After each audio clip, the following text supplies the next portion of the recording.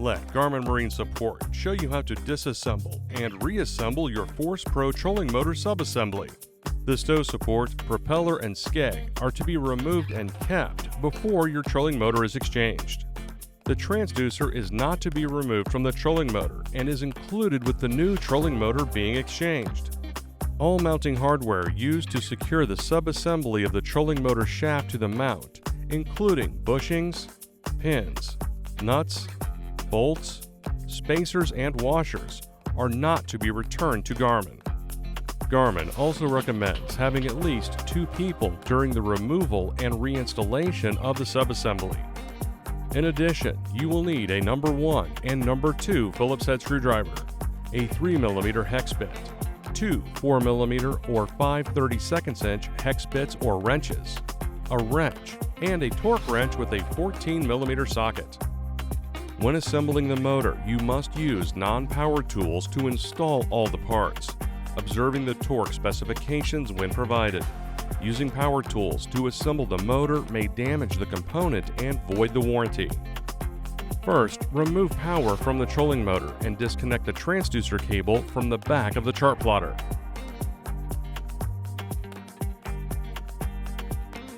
Then, remove the 4 screws holding the skeg using a 4mm hex bit driver.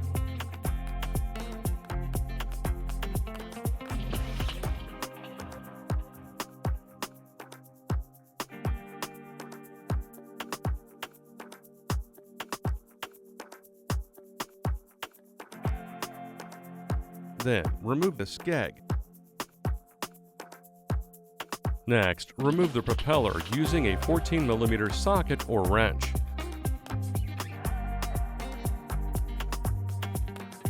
Make sure to keep all screws, washers, anode, and nut of the skeg, the pin, the propeller, and propeller parts. Remove the bracket that secures the power cable using a number 2 Phillips head screwdriver.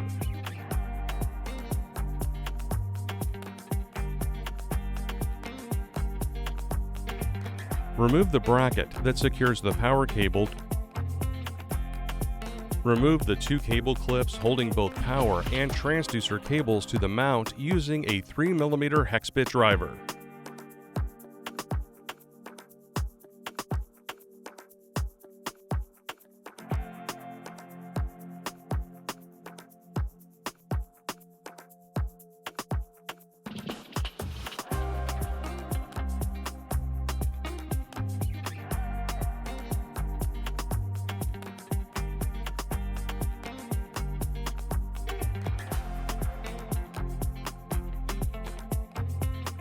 Remove the cable clips holding the transducer cable and coil cable together.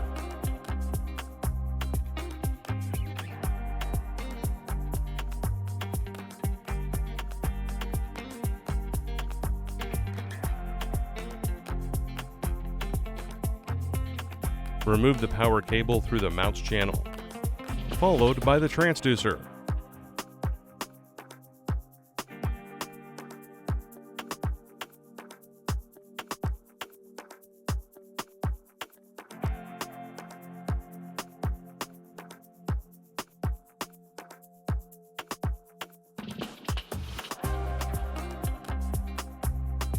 Place the motor in stowed position if not already stowed. Remove the 2 screws on the lower gas spring with a number 2 Phillips head screwdriver.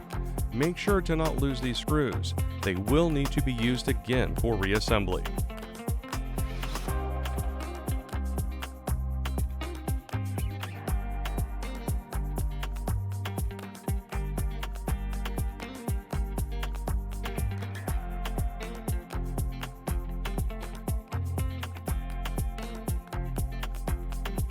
Deploy the trolling motor once the lower gas spring has been detached. Be cautious when deploying. The trolling motor will be much heavier with the lower gas spring removed. Now, we will remove the stabilizer. Remove the 2 bolts holding the stabilizer to the steering servo housing using a 14mm wrench.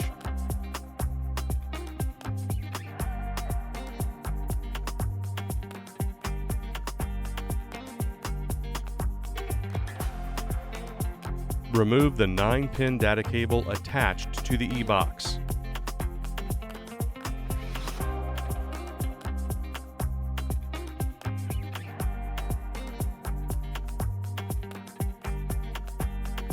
Next, remove the top pivot pin screw and washer using two 4mm hex bit drivers.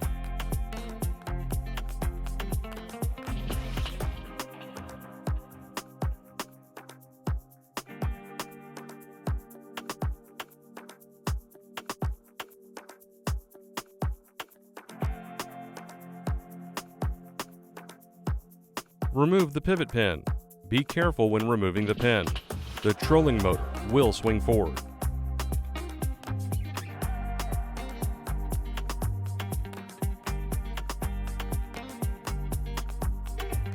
Lift the top of the scissor mount back, exposing the top gas spring.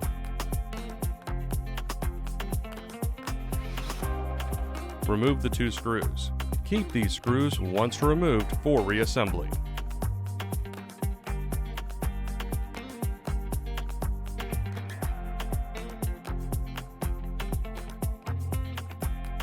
The trolling motor will be connected to the bottom pin of the servo and mount. Remove the pull cable before you remove the bottom pin. Using a number 2 Phillips head screwdriver, remove the two screws on the handle. Make sure to keep all parts of the pull cable and handle together for reassembly. Then remove the R pin and washer holding the cable to the bottom of the handle.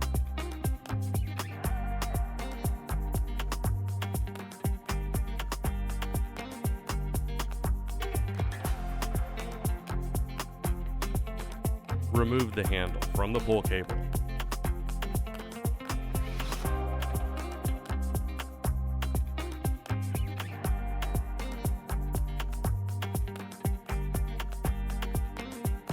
Using two people for this process, push the bottom pin from the mount. The subassembly will now be free of the mount and can be removed. Remove the bushings from the trolling motor.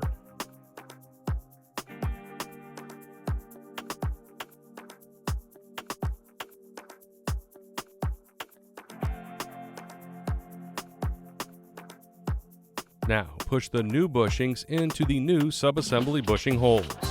The smaller bushings will go in the top two holes of the subassembly from the outside in, while the big bushings will be inserted in the bottom two holes from the inside out.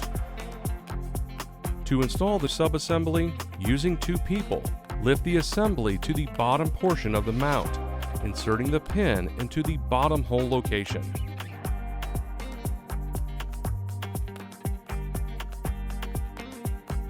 Take your pull cable and reinsert it into the hole of the servo and through the top. Reassemble the pull cable with the washer, R pin, and two screws using a number 2 Phillips head screwdriver.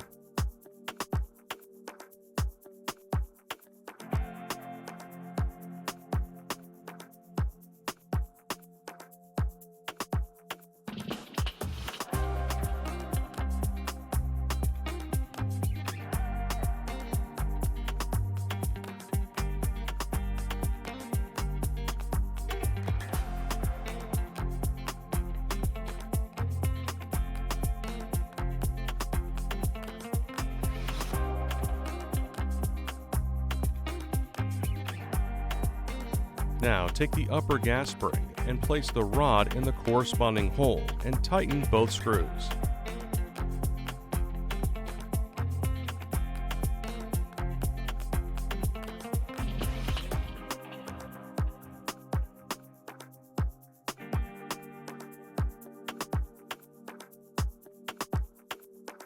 Pivot the upper link to the steering servo.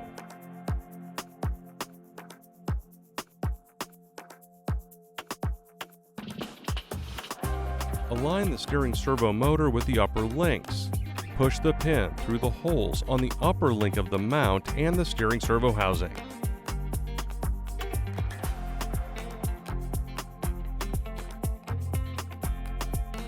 Secure the pin using the screws and washers on both sides using two 4mm hex bit drivers.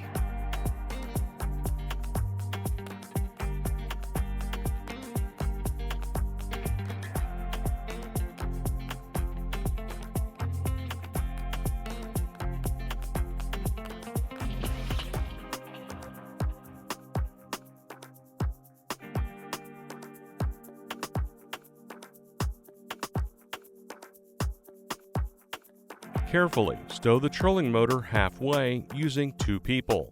The second person will need to lift the lower gas spring to the bottom of the scissor mount as shown on screen. The trolling motor will be heavier due to the lower gas spring being disconnected.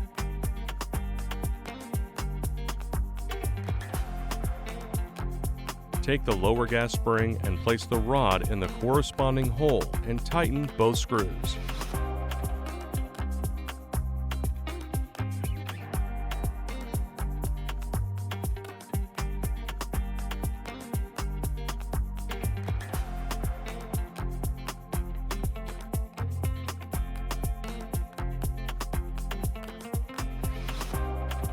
Next, deploy the trolling motor again. Make sure the motor is up far enough to not hit the boat trailer.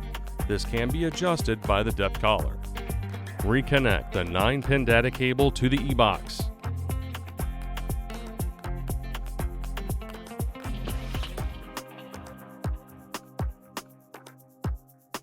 Take your transducer cable and route through the cable channel located on the side of the mount.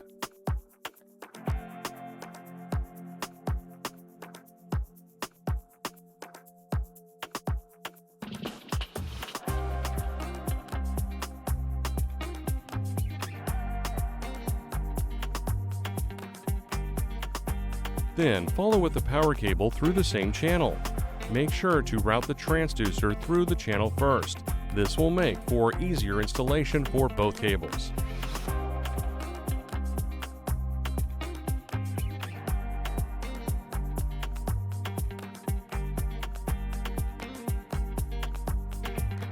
Place the cable clips over the transducer and power cable. Secure the cable clips with the 2 screws using a 3mm hex bit driver.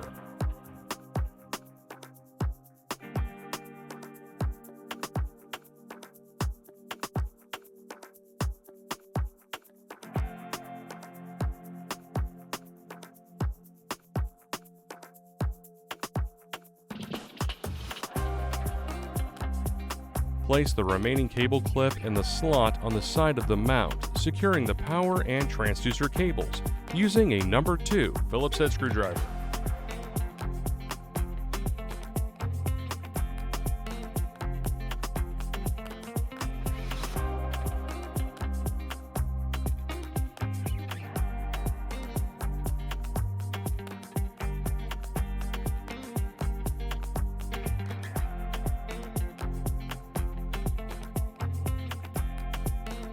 Reinstall the stabilizer using the 2 bolts and a 14mm wrench.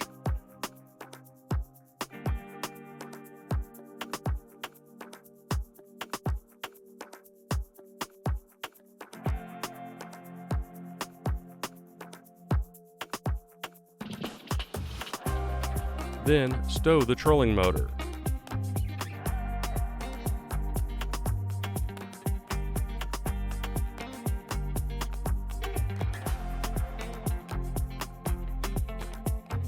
Place the pin, the propeller, the anode, washer, lock washer, and nut onto the end of the motor shaft.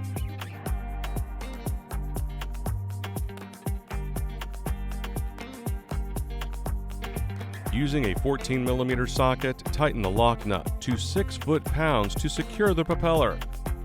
Place the skeg back on the trolling motor, making sure the long side of the skeg is facing the propeller.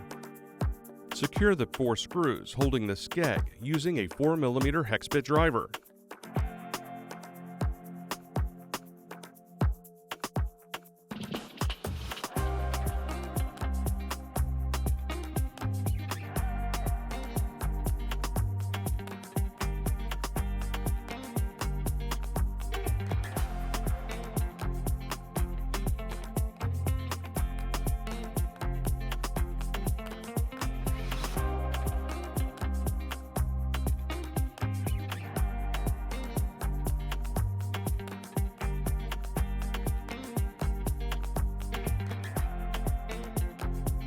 Finally, plug the GT56 UHD transducer back into the 12-pin port on the chart plotter. Now connect the trolling motor to power. test the trolling motor by powering on from the power button located on the e-box.